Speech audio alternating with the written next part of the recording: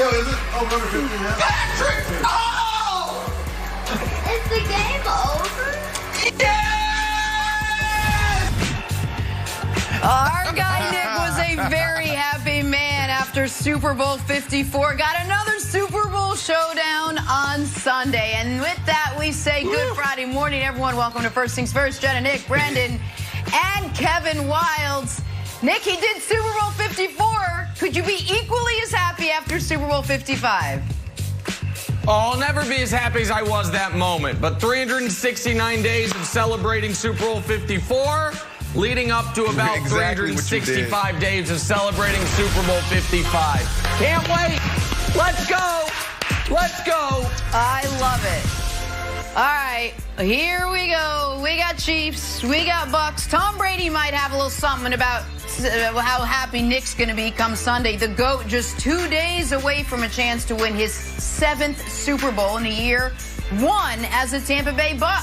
Guys, back on the big stage. Big game after 20 years in New England. So, Brandon, let's kick off the conversation with this.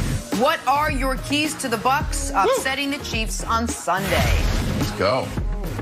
Yeah, let's do something a little differently this time around, Jenna. Let's break it down from the offensive side to the defensive side. Let's start on my side of the ball, the offense. 3 things they need to do in Tampa to get the job done. Number 1, they got to protect the GOAT. You got Stinney, who is the weak link. Marpet is a stud. Jensen is nasty and mean. Wirfs, the rookie Tristan Wirfs is having a great rookie year. Phenomenal. They couldn't ask for a better tackle. Attack, aggressive. Kansas City secondary. The last 2 weeks, Spags has been doing everything. Phenomenal job of him dialing it up. Phenomenal job of him just being creative. But you have to attack these guys because you have a Mike Evans, because you have an Antonio Brown, because you have a Gronkowski, because you have a Godwin. Look, that's not what's going to win you the game, because I truly believe point number 3 is it. That's the path. But when you get your matchups, take advantage of it. And the last thing, running backs have to step up big. I want to see at least 10-plus catches from these guys in the backfield. Leonard Fournette, we're talking about breaking tackles. We're talking about 3rd and shorts, red zone run game. And also, like I said, catch the damn ball. Let's go. Those are the 3 things they got to do to get it done on the offensive side. What do you got, Nick and Wilds? Well, I'm a little confused by your first point, Brandon. I don't know why Tampa would be focused on protecting Patrick Mahomes. I assume that was a graphical error. But aside from that, it all makes sense. I said goat. I do. Yeah, I know what you said. That's why it was so odd to me. I do think we've talked a lot today, or this week, I should say. We've talked very little today. We just started this week about the Chiefs' injuries on the offensive line. You mentioned that Stinney, who's a replacement on the offensive line for the Bucs, that's a player that can be had.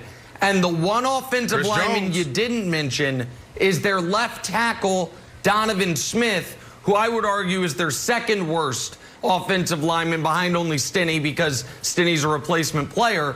Frank Clark, over the last 2 postseasons, leads the NFL in sacks, leads the NFL in hurries, 2nd in the NFL in pressures. Frank Clark was not very good this regular season, but he's been good already this postseason. He was phenomenal last postseason.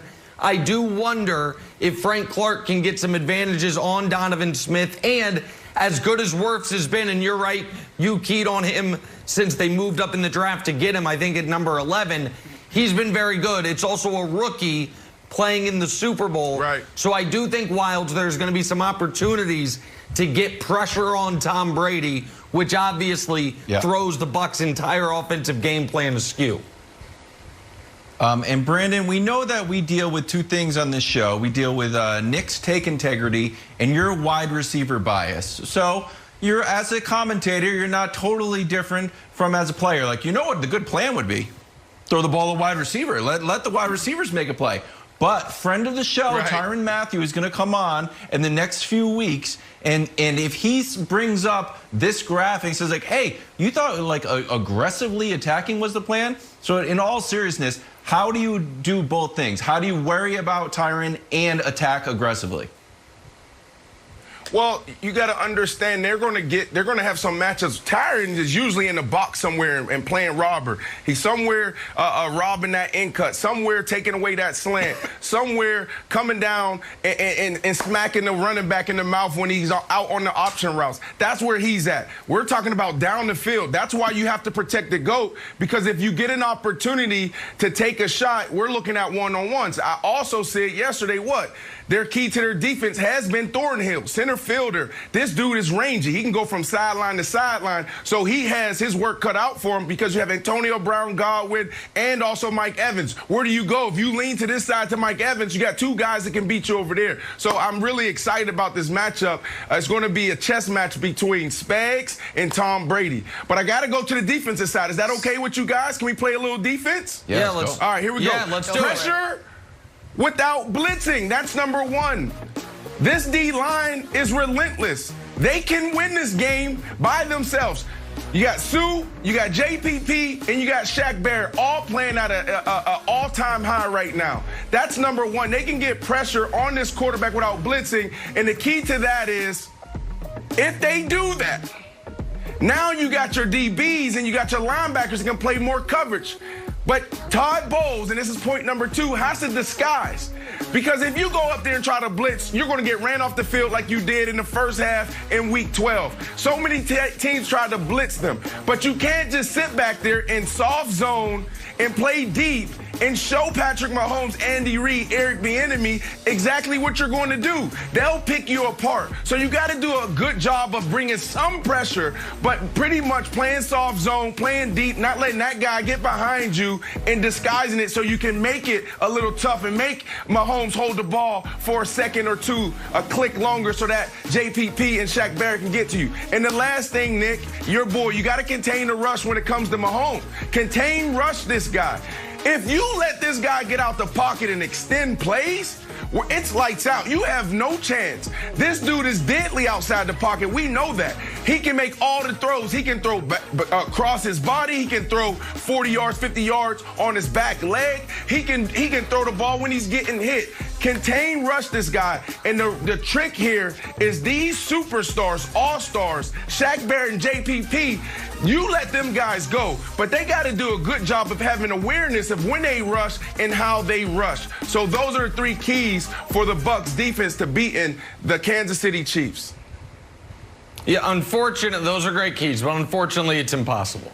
And that's what the game's going to come down to. And in fact, before the show, I asked Kevin Wildes, can you come up with a strategy for the Bucs to hold the Chiefs under 30 points?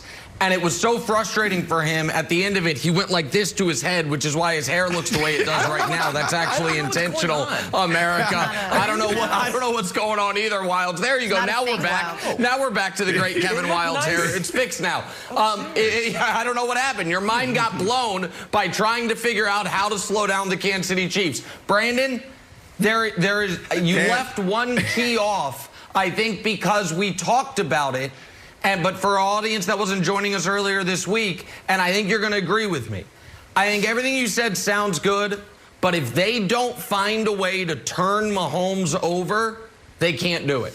They have to either strip sack, tipped ball at the line of scrimmage, into Levante David's waiting arms, something like that. They have to find a way to get Mahomes to turn the ball over. Down with it. Because even if you are holding the Chiefs back for a moment, that avalanche traditionally is coming. So I think they've got to steal possessions if they're actually going to be able to stop the Chiefs' offense, Brandon.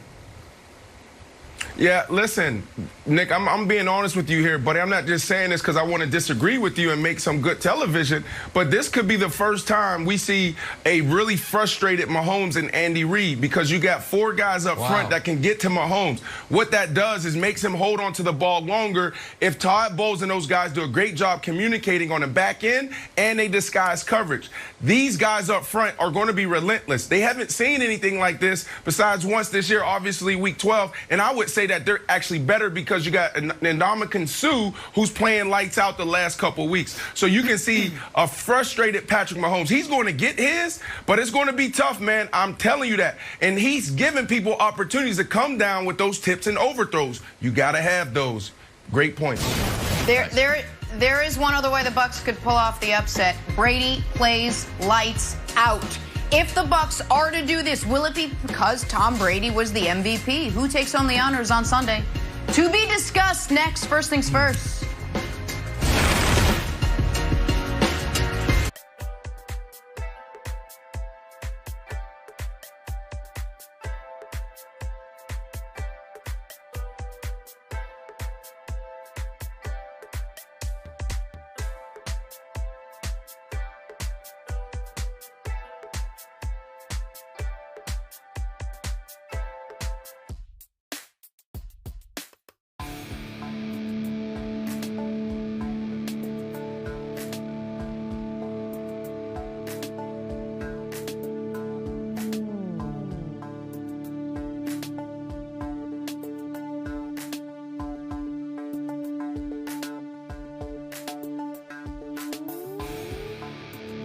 I assume that was a graphical error.